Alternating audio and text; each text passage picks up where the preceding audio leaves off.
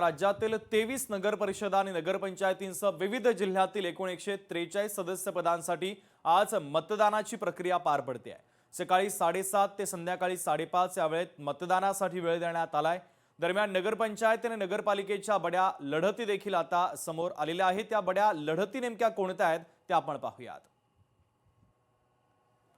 कोल्हापुरातील मोठ्या लढती आपण पाहूयात। कागलमध्ये सविता माने राष्ट्रवादीच्या विरुद्ध युगंधरा घाटगे शिवसेना मंडलिक गटाच्या, मुरगुडमध्ये शिवसेना शिंदे गट मंडलिक गटाच्या सुहासिनी प्रवीणसिंह पाटील विरुद्ध तस्लीम राजे खान जमादार राष्ट्रवादीच्या, महायुतीचे संजय पाटील यड्रावकर विरुद्ध महाविकास आघाडीचे सुदर्शन कदम जयसिंग मधील ही लढत आहे। तर हिंगोलीतील मोठ्या लढती आपण पाहूयात। हिंगोलीमध्ये तिरंगी लढत होते। भाजपच्या नीता बाबाराव बांगर, शिवसेनेच्या रेखाताई श्रीराम बांगर, महाविकास आघाडीच्या अर्चनाताई श्रीराम भिसे यांच्यामध्ये।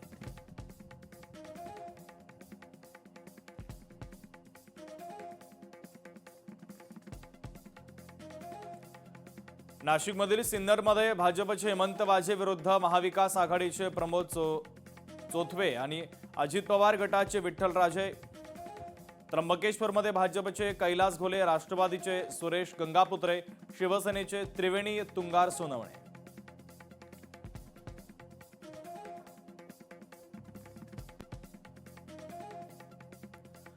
पुढची महत्त्वाची बातमी आपण पाहूयात। राष्ट्रवादीची नागपूर महापालिकेत सर्व जागा लढवण्याची तयारी। आजपासून 151 जागांसाठी इच्छुकांच्या मुलाखती होत आहेत। राष्ट्रवादीला 15% जागा मिळाव्यात अशी अपेक्षा देखील व्यक्त करण्यात आलेली आहे। तर राष्ट्रवादीची नागपूर महापालिकेत सर्व जागा लढवण्याची तयारी आहे। आजपासून 151 जागांसाठी इच्छुकांच्या मुलाखती सुद्धा घेतल्या जात आहेत।